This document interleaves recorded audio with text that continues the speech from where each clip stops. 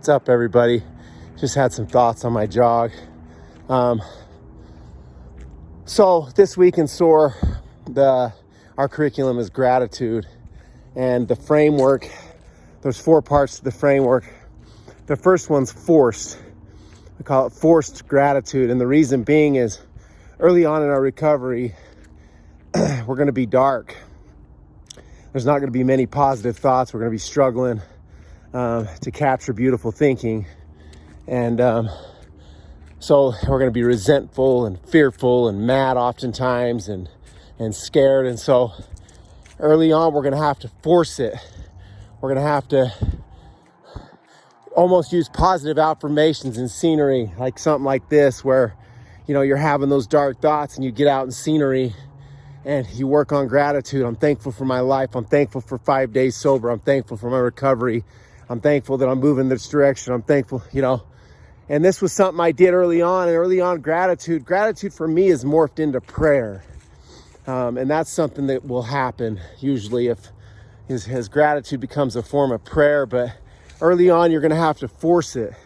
You can tie that in with scenery, and it goes into my next principle, which is exercise. So we got forced, and then we move into exercise. And exercise, as you get moving with those endorphins, you start out dark. You're depressed and you're pissed off and you're resentful, and you force yourself to walk out your front door and put some headphones on and go for a jog.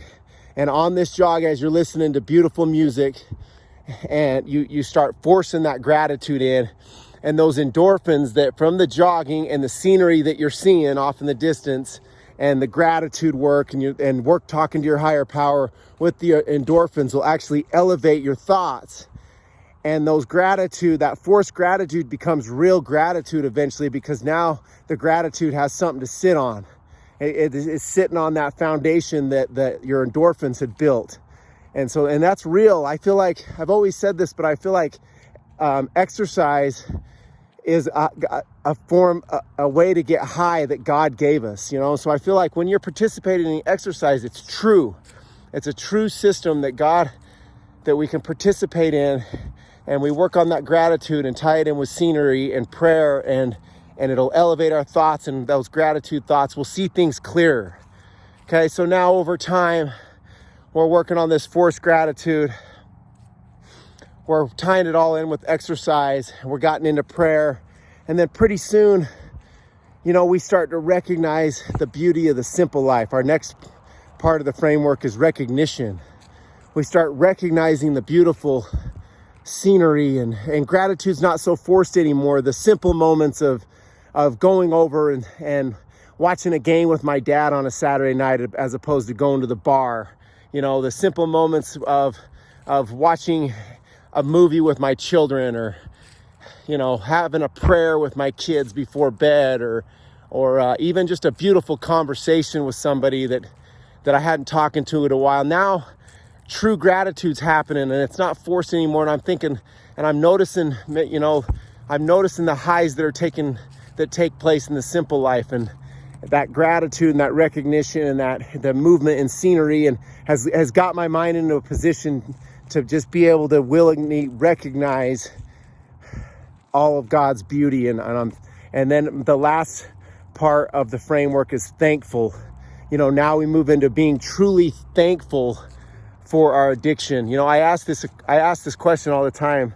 I say, do you believe that you can one day be thankful to be a drug addict and alcoholic? That eventually you'll just reflect and see that this journey was your plan, was a part of your plan, and that it actually led you to finding purpose in your life.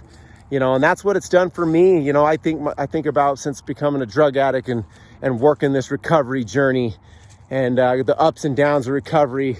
I mean, I'm truly thankful to be a drug addict, because I wouldn't be doing what I am today, and I wouldn't have found my purpose. I might have just been chasing, I don't know what I'd be doing. I know I wouldn't be as happy as I am today if it wasn't for all that time spent in the shadows of addiction. And so eventually, you can find how thankful you are to become a drug addict, and you'll see everything clear, and you'll be led to your true purpose, which I believe for the drug addict and the alcoholic is their true purpose. A form of it becomes helping the other drug addict and alcoholic. Now you've developed the service mindset to where you look for opportunities to help and look for opportunities, and you enjoy empathy. You understand mental health. You understand there's no more judgment that's inside of you anymore. You just sit in this life where you can be truly thankful for the lessons you've learned and the journey that you still have to go. So that's kind of our gratitude framework. I'm thankful, truly thankful. I'm thankful that I've had to force these thoughts, and it's led me to prayer. I'm thankful for exercise and movement and how it lifts my thoughts up, and how I can find gratitude in those movement experiences. And now I can recognize the beauty of life and the simple highs that come inside the simple life.